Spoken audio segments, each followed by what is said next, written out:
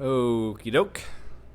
It's kind of my opener, okie doke. So anyway, what we're going to be tying here is this little guy here. It's called a Squirmy Alvin. Sorry I got some kind of geef on there. When I tied this guy, it sat on my desk and collected feathers and it gets stuck in the glue. So anyway, that's what it's going to look like. In the vise, I've got a B10S stinger hook from Gamakatsu size 6. The thread I'm going to be using is one of my go-tos, 50 denier GSP. And all right, we'll just get started here. Pretty simple pattern to tie. It's a few little tricks in here. I shouldn't say tricks. There's a few things that are a little tricky in here. So first thing we want to do is just get that GSP attached. I'm just going to kind of start off by building a little bump in the back. The distance I'm looking for here is about 2.5 to 3 bodkin widths behind the eye. I'm going to spin my thread, get it into a nice little rope there, get my old GSP off my finger. If you have old GSP that gets stuck to your finger after you trim it off, make sure you get rid of it before you start tying again. If that stuff gets caught in your GSP that you're trying to tie with, it can really create a problem, like you may have to throw your spool away kind of problem. So anyway, I'm going to build like another little bump just kind of right up in here. And the reason for that is I need to set these dumbbell eyes. Normally you'll see dumbbell eyes set on the top. It's much easier to do. But this guy's going to ride hook point down just because of the way the fly is built. So I'm going to invert my vise. And I'm going to try to do it so you can see. But I'm going to come over, do about 3 turns. So that way it's sitting right inside that little thread groove that I made. I'm going to do 3 turns coming the other way. And I can turn my vise back down. That's just enough to get it kind of started. And kind of close the gap on that thread if you can. Nice little tug. Before we go any further, what I want to do next, just to help seat these dumbbell eyes a little more quickly, is take my crazy glue and just dab some on the top. Let it roll down through the GSP that you've already got there, or your thread if you're just using regular thread. And I'm going to kind of continue that process of bringing thread wraps over, but this time I'm going to kind of load them up. I'll do, I don't know, 6 to 10 going one direction. I'll come back to 6 to 10 going the other direction.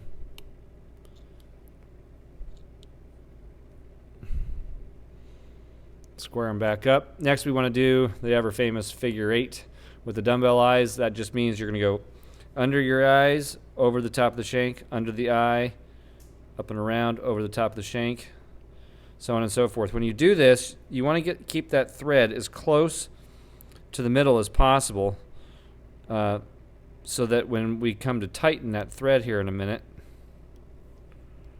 it will, I'll show you, but it'll kind of catch all of that, any loose material, and pull it together. So I'm going to stop on the back side of the eye when I do this. I'm going to try to squeeze those eyes back just a fuzz.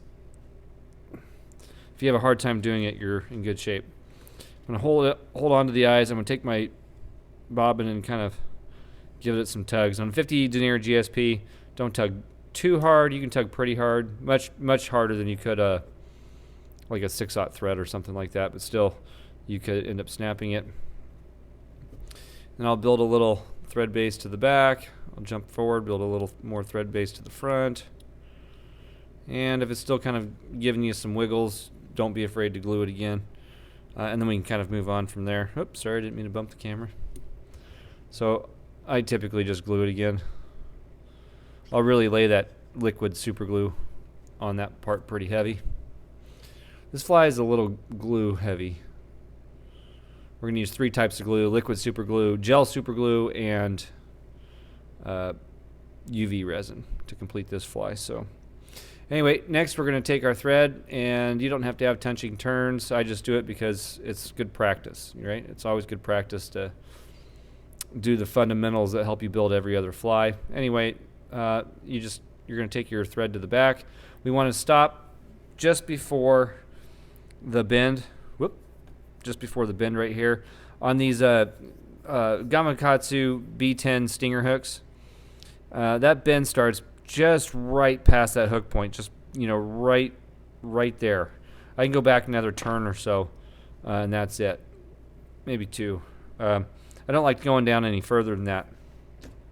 Next, what I'm going to use is some sparkle braid. I've got mini here in pearl. You could use pearl gray, pink, really whatever color suits your fancy. The lighter pearl pink colors tend to be a little more traditional for this pattern, I suppose. So anyway, next I'm going to get about 3 inches of it or so, and I'm just going to set that right on top of the hook shank, and I'll put a couple wraps in to get it down nice and tight, and I can start advancing my thread forward. I like to try to leave this guy on top of the hook shank. You don't really need touching turns or anything here because this is all going to get glued again. A lot of glue on this one. If you have a little bit of stuff left over right there, you can trim it out, or you can just crisscross your wraps to put it all back together like so, and back to crazy glue. Since we don't have a rib or anything on this fly, and this sparkle braid, it can be somewhat delicate if a toothy critter catches it. I like to just go ahead and take my crazy glue or liquid super glue and just run some across the top. Give it a second so that it kind of saturates and goes around. You probably can't see it on camera, but you'll notice when it's saturated, it changes. The sparkle braid will change color. Maybe you can kind of see it if I hold it like that. And the side's kind of pinker, and that side turns a little more of a bluish green color. So we want to wrap our body while this is wet. So next I'm going to get my sparkle braid somewhat flat and start moving it forward. And I just use the flat side. There's a flat side. If you twist it, you'll see that you can get it flat either way. Either way you do it, just try to keep it consistent. I just, as far as building a nicer looking fly is concerned. I doubt the trout care or the steelhead care. It's really more of a steelhead pattern, but. And we're going to wrap all this material right up into the back of that eye. I'm going to bring it over, cross the top, just like so. And then I'll crisscross coming from the from the lower right, cross over to the upper back left and down. And I can put a couple of those in. And I can come back again the opposite direction. And then I'll flip this guy over. We've got to get our thread to the back of these eyes for the little egg pouch that's going to go on. So I'll just return my sparkle braid to the back like so, and I'll come in and catch it in the back, and I'll put, a couple good wraps in. You don't need to go much more than that, and I can trim that out. Excuse me, it gets dry here in the winter. My throat gets all dry. So next, for the little egg pouch, what we're going to use is, that's all kinds of stuff in it. It's some McFly Foam. I love when I grab my material and I'm like, hey, I got 500 different kinds of feather strands in it. Awesome. So with the McFly Foam, you get your big old wad of McFly Foam like this. We don't need a whole lot. If you pull off one of the strands, this is a decent amount here. I don't know. It's if I just take it as is and lay it flat, it covers about the hook gap. And that's probably just about the right size. We don't need a lot here as far as distance of the McFly Foam, about an inch or so. And I'm stuck. Whereas my son would say, I'm stuck. I'm stuck. It's one of his favorite words. I'm stuck. So next, to tie this in, I invert the fly again. And I'm going to set this kind of down on top of or in between my eyes and work my material down and back and get my material up and over. It's better to do this with loose wraps and have some extra material sitting off the front initially, as long as it doesn't stick together. Let's see if I can grab it with my other finger. There we go. And I'm just going to put 3 wraps in. All right. Now this part here gets kind of tricky because we're going to be using multiple materials to do multiple things. So now that we have that sitting like so, we need to grab our siliconized squirmy material, right? So it comes in several different names from several different brands. The one I'm going to be using here is called a silly leg. It's got some natural, bendiness, weaviness to it. I guess they figure it's going to help swim a worm, I guess.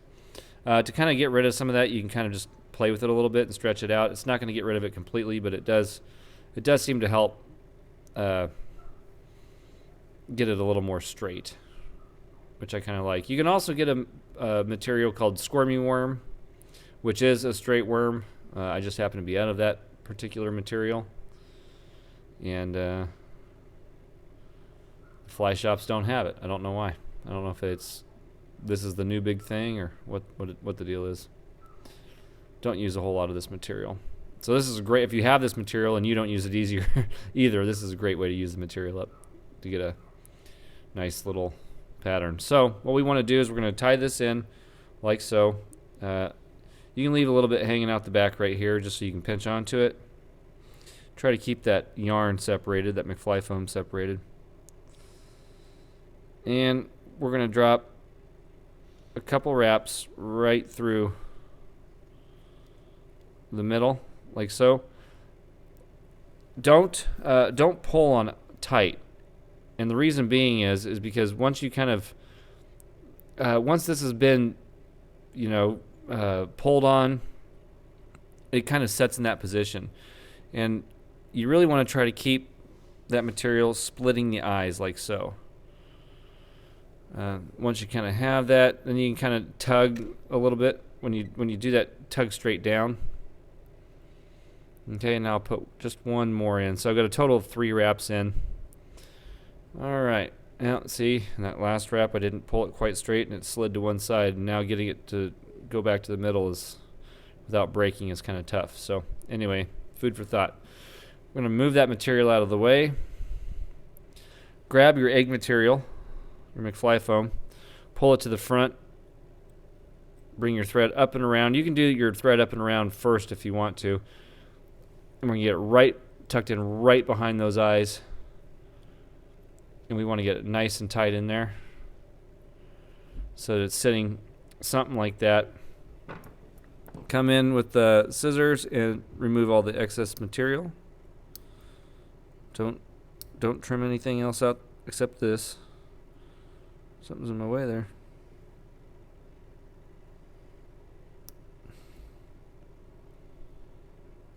Yeah. It's just the angle that I'm having to cut it at. There we go. Okay, just like so. So we've got that tied in now. You can finish tying that kind of down. We're tying that down. So next we're going to do the top part here. And we're going to come in. Oh, I'm sorry. I want to invert the fly and do the bottom part. The egg sac. Jumping the gun here. Oh, wait a minute. No, I don't. What am I doing? I'm combining 2 different patterns. Yeah, so no, we want to do the squirmy worm first. I had it right the first time. I thought as soon as I had mentioned that we were going to do that the other way, I was wrong. Sorry, I've got a couple patterns running through my head. So again, just a few loose wraps. Try to keep that material seated right up front and right between the eyes. You can grab your thread and put a few wraps in front if you need to. It will kind of help everything from moving around. Now this is kind of the tricky part. And so what you can do is you can take your material, kind of slide it through there just to help you get out of the way so that your squirmy worm material is sitting on the back. Now we're going to take your McFly Foam, bring it forward and put a couple of wraps in up front. And this is going to build that little egg pouch that we saw. You don't have to do a whole lot here. Just enough to get it seated. You can kind of tighten it down. Okay. Work the vise here a lot on this pattern. You may have to go back and forth. Figure out the way that suits you best. It can be a little tricky. So next, now that I've got it tied down, I'm going to come in front and just put some more thread wraps in. Next, I got to come in and cut this all out, all the extra, and try to get that tight.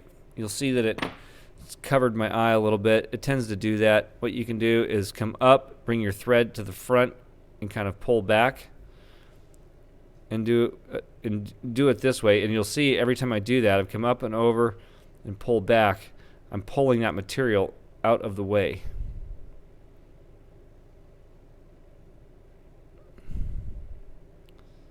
And just take your time doing it. And then once you've got it, you can come in and kind of clean everything up here.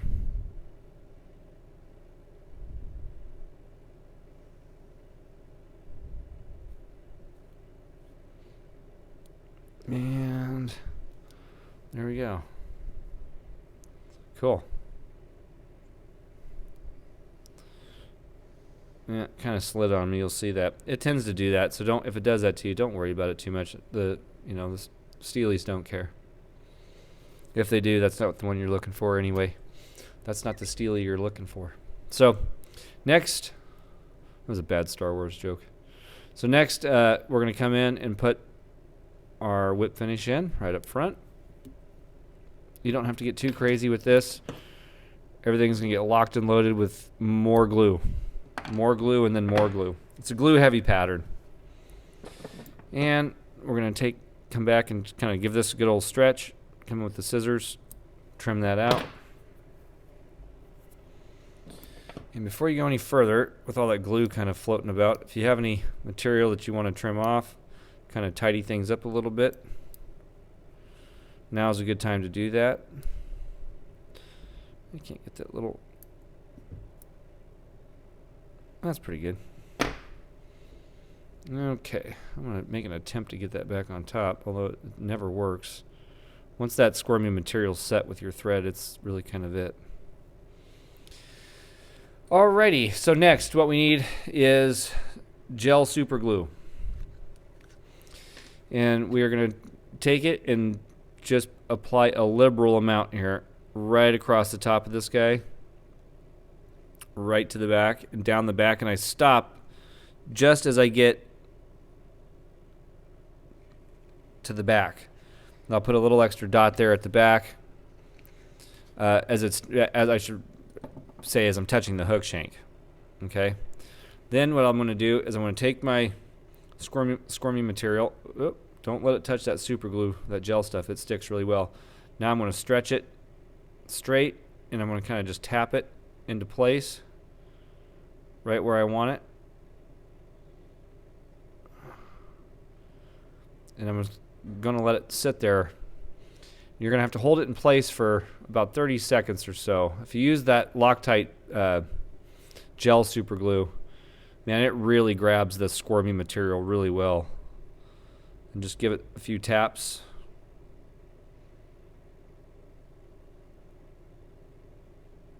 Don't get it on your fingers and then touch that squirmy material. It can really foul things up pretty bad. So anyway, you want to kind of hang out for a few seconds. It takes about 30 seconds or so for it to really grab and set up. And then what you'll do is you'll just kind of figure out how far of a tail that you want. Typically I go about the same length as the top of the hook shank. You can go a little shorter, you can go a little longer. Whatever works for you. If you cut them long and you don't like the length, you can always go back and shorten it. So that's pretty long. That's way too long for what I normally do. There we go. That's pretty good. And if it's kind of bending and curving, don't worry about all that. These things are going to swim really cool in the water. It's very much an attractor pattern. They're really going to make the guys make those trout want to hit, steelhead want to hit. Okay, so, well, that's actually kind of it for the fly. we do need to add some UV resin. I'm going to do that here just to kind of show you how I do it. However, you really want to let the this gel super glue completely dry. Give it like 20 minutes before you do this next step. I'm going to do it anyway just so I can walk you through it. And the reason I say that is because when you mix the this UV resin and the gel super glue, they don't like each other. And I mean, I've literally had, see, actually, as a matter of fact, this is a great example. So I did that without letting it fully dry on this one, and this one took literally days to cure. So when I started doing it where I waited 20 minutes, let that gel super glue harden, then come back with my UV, my UV was able to cure pretty quickly. The UV also is not going to cure as fast as it normally would on top of the silicone material that I found. So you are going to have to give it a little extra time with the UV lamp there. So if you got that little guy sticking out to one side and not on the other, don't worry about it. It's really not all that big of a deal. That's why I say try to keep that thing on top so it's got a nice curvature on top. I missed it on this one. Really is not going to affect anything, though. So next what I'm going to do is I'm going to come in and get I do one side at a time, just come right over the top, and I kind of let it leak down into that egg pouch just a little bit, just to kind of help it catch. Come in with my light and zap it. This is not going to fully cure for me, like I was saying. Not doing it this quickly, so make sure you give it the time that you need. Those glues just don't like, they work against one another instead of with one another.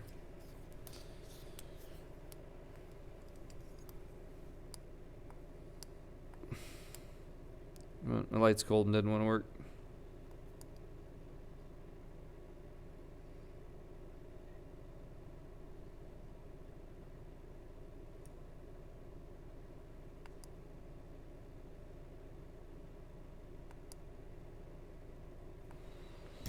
And we'll do the other side. Come in, just fill in that gap. If it slides to one side on you and you don't like that look, you can color it red if you want. Take a little red marker in there, or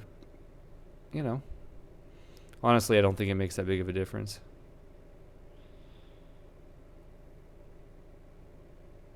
I don't think they're that particular, to be honest with you. And we'll let that soak in a little bit. Come zap it again. You can kind of see where I'm going with this. I'll try to speed this up as quickly as I can. But we're going to finish gluing off the top of the head and the face a little bit. And then we're going to bring that UV resin down the sides to that sparkle braid just to help give it some extra protection. Maybe have your fly hang on a little longer than it otherwise would. It's pretty delicate material, this, the siliconized squirmy material, silly legs, whatever you want to call it. So I just I'll bring it literally right down on top.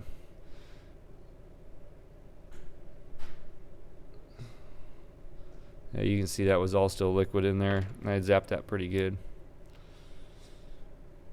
Zap it again. So again, moral of the story is, you're probably not going to be doing this on a video, so once that the gel super glue is applied, give yourself literally 20 minutes, or overnight, whatever. Just make sure it's totally dry. Then come back with your UV resin. It's going to make a world of difference. Or, if you're tying up a couple of these, tie 2 more, and then start working the flies in stages. That'd work good too. As you get one done, let the super glue dry, then move on to the next stage for the next one. So anyway, I just kind of come in here and I like to get it all the way to the tail. I don't know why, I just do. Then I'll help this guy move back here pretty well. Seal up any voids that you got there.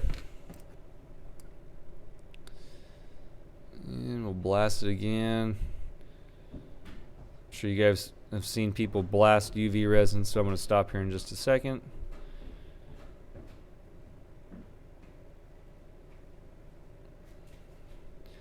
You can do it without all this glue. The glue is just going to add some extra protection. So, especially to this, like I said, the siliconized material. So, anyway, that's it. That's a Squirmy Alvin. Pretty popular steelhead fly when they're running. So give it a shot. Glue heavy fly. If you like the fly, if you like the video, please subscribe. You can share it. If you have found this video and you're not a member of our if you're not a member of our Facebook group, Fly Tying for Beginners, feel free to join us. Just make sure you answer the questions. That's the golden ticket to get in. This will be the last fly for this series on steelhead eggs. Eggs, sucker spawn, and fry. Getting everything tongue-tied and mixed up tonight. So, anyhow, so you can check out the other videos for those. And yeah, hope you enjoyed it. Happy tying, everybody. We'll see you next time.